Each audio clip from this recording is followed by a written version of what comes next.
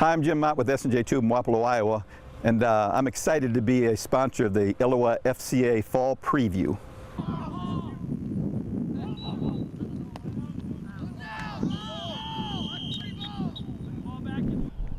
The number one question Mediapolis head football coach Brian Borrison gets is, how do you replace Jesse Ertz, one of the most prolific passers in Iowa high school football history? He says the answer is simple: you don't.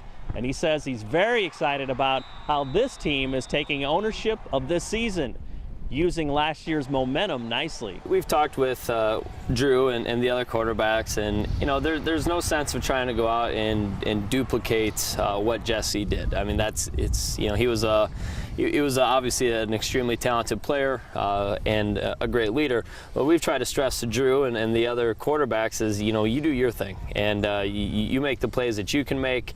And I've been super impressed with what we've done over the summer with them, and the amount of how well they've grown. Each one of the three young quarterbacks that we have, how much they've improved, and we know we're not going to replace Jesse, but on the same hand, we're real excited about the opportunity that we have. I think too, it's just like there's a lot of assumptions when a team goes to the state championship game. Well, they lost everybody too, and it's just like that's pretty deceiving with this group, isn't it? Because you got some guys, a lot of guys with talent and experience back. Right? Yeah, I look at it, when we talk to the kids about it, everybody graduates somebody. It's just a matter of how do you replace them. You could have 6 seniors graduate and they could be the best 6 players you had, or you could have 22 like we had last year. Obviously there's a big gap to fill, but a lot of the guys that were backups last year were good players. They just were stuck behind somebody that was a little older and a little bit better. So we're excited about the opportunity that these guys have, and looking forward to kind of meeting that challenge. He's not pushing me to be like Jesse. He wants me to do what I do. What do you do? What are some things that you feel like you can bring to the table without worrying about that you're replacing the guy who has more yardage than anybody on the planet? I don't really know yet. I only played really one varsity game, and we'll come to see what I'll try to show what I can do this year. Talk about too how the guys have done. Do you feel like it's really been a good off season? It sounds like the weight room was really humming this summer. Oh yeah, especially. There's a lot of people in the weight room. I'd have some receivers where I'd throw to them. We'd go to our 7-on-7 league. We had quite a bit of kids there. There are tons of great things that came out of last year's state runner-up season, including that big trophy in the Mediapolis High School trophy case. But there's lots of other bonuses as well.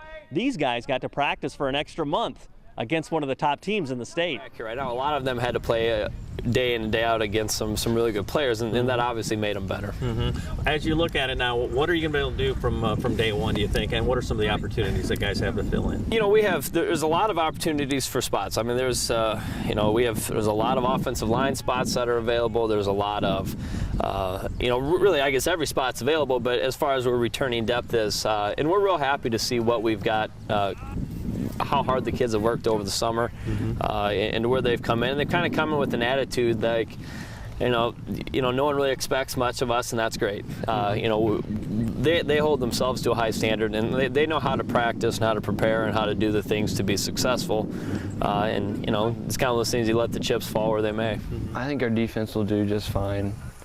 Offense, I think we'll be all right. I don't know about special teams yet. It's kind of a mosh pit right now, but so far we're looking pretty good. Well, as a football coach at a school, like you said, in a town this side, you become one of the faces of this school too. I mean, how much has that enriched your life, that this is such a big pattern at your house? There's probably not a day goes by you don't think about football and these guys too. Yeah. Well, if you ask my wife, she'd probably say it's probably a little bit too much. But it's something that this is a family out here, and so for these 64 guys that we have, and the eight coaches that we have kind of volunteering, some are volunteering their time, some are junior high coaches. We try to all work together, and it's kind of fun when everybody works together to achieve a common bond, and that becomes to me what's some of the more gratifying things. You look at whatever happens this year with this team, if we work hard and try to do the things that we're capable of doing, and if we're lucky enough to have the breaks and to get as good as we can and to have a real successful season, that's great. But it's more about seeing the guys and how they are becoming better men and better football players at the same time. Hey, Mediapolis Bulldog coaches and athletes, let's get FCA going at your school. For more information, you can log on to our national website at fca.org or to our local website at illowafca.org, and you can contact me about the steps to get FCA going. Have a great season.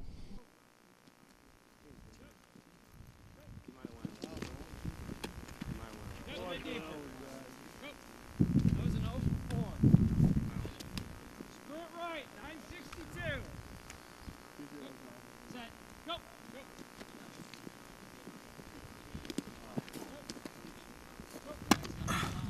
Across the field, go. Gotta get, hey, if you don't get across the field, you're never going to catch this pass because they're never going to see you.